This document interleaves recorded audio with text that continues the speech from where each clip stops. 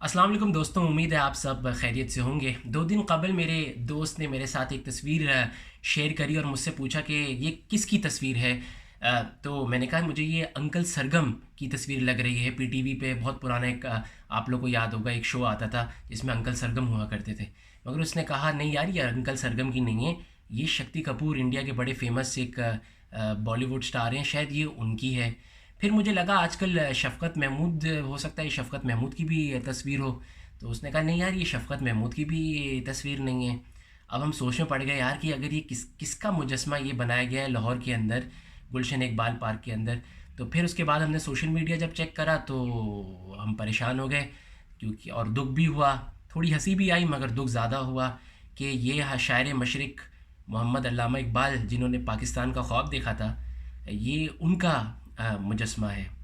अब अक्सर औक़ात ये होता है कि जब आप ऑनलाइन कोई चीज़ ऑर्डर करते हैं, आपको जो चीज़ दिखाई जा रही होती है वैसी वो होती नहीं है।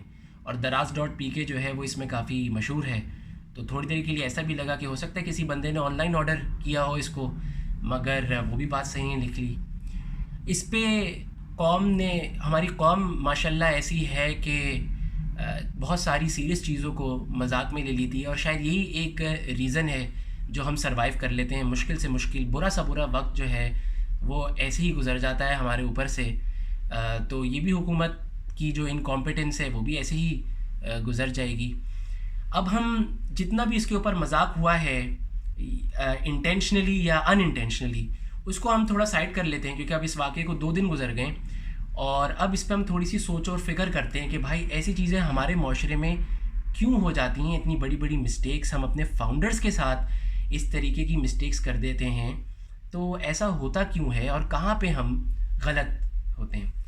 तो इसके बारे में जब मैंने थोड़ा सा पढ़ा तो पता चला कि जो बनाने वाले लोग थे वो माली थे, और कोरोना वायरस के दौरान जो है इनके पास कोई काम नहीं था।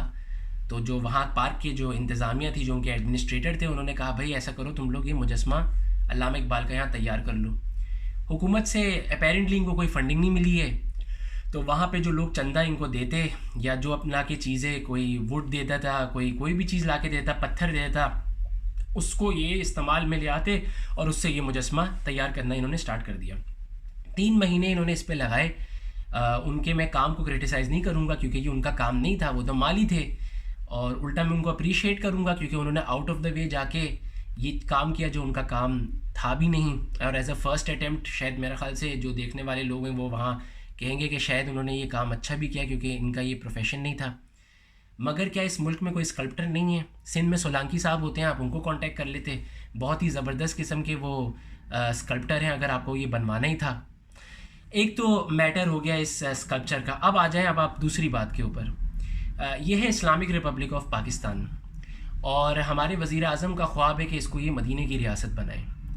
तो मदीने की रियासत में तो मुजस्मे तोड़ दिए गए थे, मुजस्मे बनाए नहीं गए थे, उसे तोड़ दिए गए थे।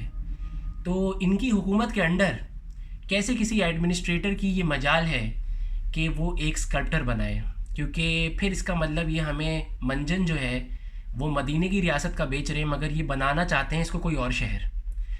और होगा इसमें ये दोस्तों कि ना ये मदीने का शहर बन पाएगा और ना ये वो शहर बन पाएगा जो ये इसे बनाना चाह रहे हैं। ये इस पब्लिक को मज़ीद और कन्फ्यूजन में डालने वाली बात है। हम वैसे ही डायरेक्शन लेस थे, और इन 3 सालों में भी मुझे नहीं लगता हमारी डायरेक्शन का कोई तयन हो पाया है।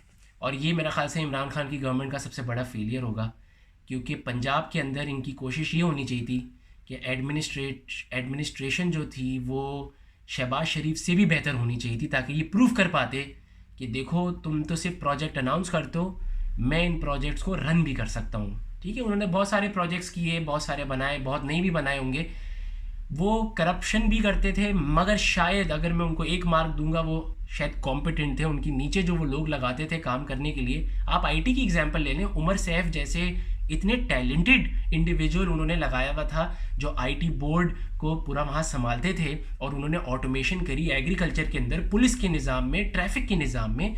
मगर इस करंट जो पंजाब के अंदर गवर्नमेंट है वो तो ऐसी लगाई गई है जिसने जितने भी काबिल लोग थे उनको हटा दिया है, और अब वही डग्गे जो हैं वो आ गए हैं और वो रन कर रहे हैं। और उसमें जो है एक बनी बनाई चीज़ की बर्बादी है। और कराची की एग्जांपल आपके सामने है कि कैसे एक बना बनाया शहर जो है वो बर्बाद किया गया है।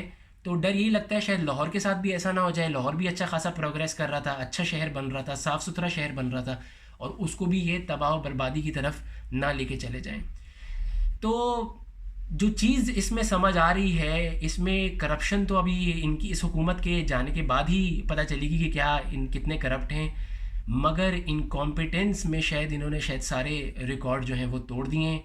पीआईए से लेके पब्लिक पार्क्स तक हमें पता है कि किस कदर इनकॉम्पिटेंस है इस गवर्नमेंट के अंदर। अल्लाह भला करे और हम इसी तरीके से हंसते रहें, मुस्कुराते रहें, क्योंकि इसी तरीके से हम शायद इन चीज़ों से गुज़र जाते हैं और हमें पता भी नहीं चलता कि हमारे साथ हुआ क्या। अस्सलाम वालेकुम।